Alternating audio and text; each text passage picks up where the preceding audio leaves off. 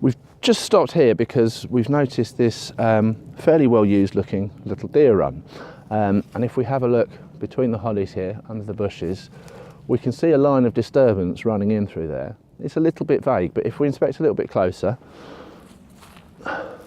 we can start to spot some things that stick out. So at this time of year, when there's a lot of leaves on the floor, it can be hard to spot tracks because they can be fairly well masked. But one of the really good things to look for is where a leaf is stood up vertically, because when we look around we can see there's leaves in all sorts of different positions, but gravity usually takes its toll and they very seldom stand on edge unless something stood them up and squished them into the mud.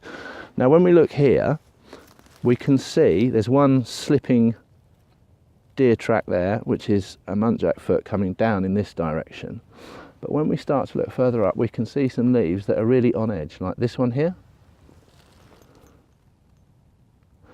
And this one that first caught my eye. And when we look in the top of that, having spotted this leaf on edge and looking in here, we can see a cleat shape of a deer track, and it's pushed the leaf into the mud, which is why it stood up on end. And we've got one in here like this.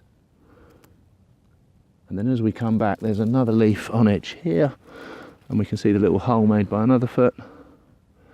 And in fact, there's another one just there to the side of that aspen leaf as well.